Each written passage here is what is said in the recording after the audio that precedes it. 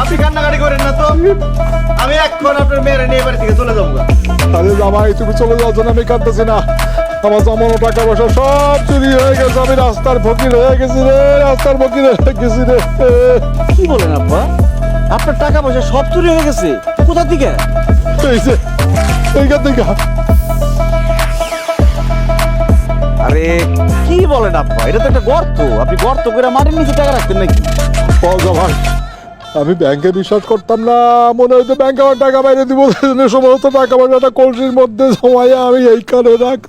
কাল রাতে কে জানি মাটি খুঁড়ে আমার কলসি নিয়ে গেছে, আমি শেষ জামাই, আমি শেষ। আব্বাজান, কিপটার ধন যে বুক খিলাই খায় সেটা আজকে আবার প্রমাণ হইল। সারা জীবন এত টাকা পয়সা থাকার পরেও নিজে কত কষ্ট করে চলছেন, ভালো একটা কাপড় চোপড় গায়ে দেন নাই, টাকা নষ্ট হইব বললে। আর আপনার স্ত্রী যারে আপনি ভরণ পোষণের দায়িত্ব দিয়ে বিয়ে করছেন, আপনি হয়তো আপনার বাড়িতে তার রাখছেন, খাওয়াইছেন, কিন্তু সারা জীবনে তার শখ আহ্লাদ কি কোনোদিন পূরণ করছেন আব্বাজান? স্ত্রী হিসেবে উনি আপনার কাছ থেকে ভালো খাওয়ন দাওয়ন, সোনা গয়না, কাপড় চোপড় কিচ্ছু পায় নাই কোনোদিন। আপনি নিজে অসুস্থ হয়ে আছেন, কিন্তু টাকা খরচ হইব দেখে চিকিৎসা করেন নাই। এখন বলেন, সারা জীবন নিজে এত কষ্ট কইরা, বউ বাচ্চাকে এত কষ্ট দিয়া টাকা পয়সা জমাই রেখে কি লাভ হইল? তার থেকে যদি আপনি কিপটামি না কইরা আপনার স্ত্রী সন্তানকে শখ আহ্লাদ পূরণ করতেন, চিকিৎসা করতেন, ভালো মন্দ খাইতেন, তাহলে অনেক ভালো থাকতেন না আব্বাজান? আব্বাজান, পরিবারের মানুষের জন্য টাকা পয়সা খরচ করলে টাকা পয়সা কমে না, বরং বাড়ে, আল্লাহ রহমত দেয়। আপনি নিজে ইনকাম করে সবসময় পরিবারের মানুষজনকে খাওয়াইতেছেন, এটা কোনোদিন ভাইবেন না, বরং পরিবারের মানুষের রিজিকের জন্যই আপনি ইনকামটা করতে পারতেছেন।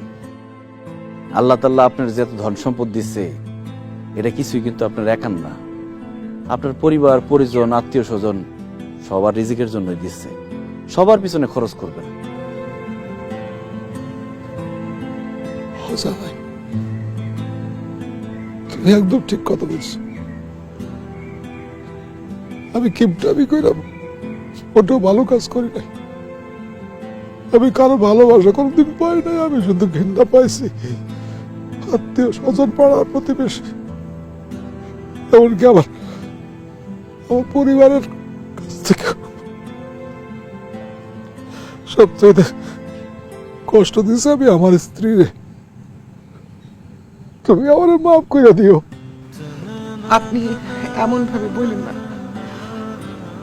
আপনি আমার কাছে মাফ চান না, তাইলে আমার গুনাহ হবে।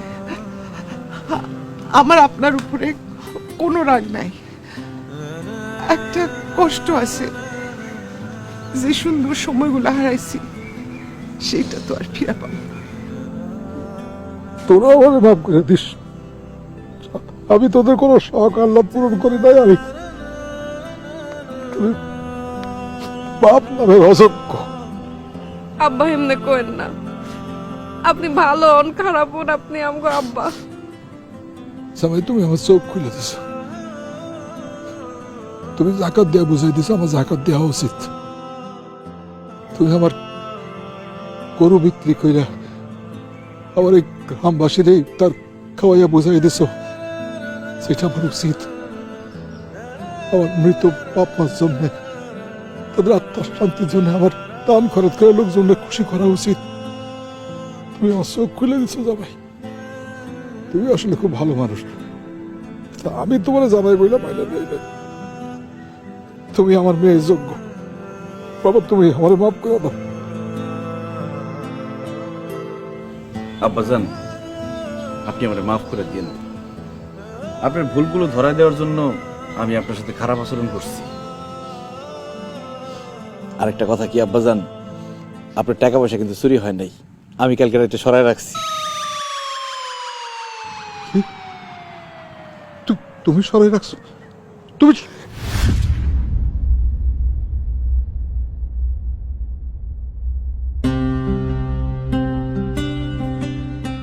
তুমি আমার জামাইয়ের মতো কাজ করছো, একদম ঠিক কাজ করছো।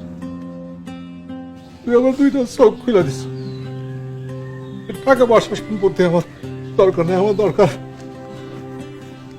এই যে আমার পরিবার, আমাদের সকলের।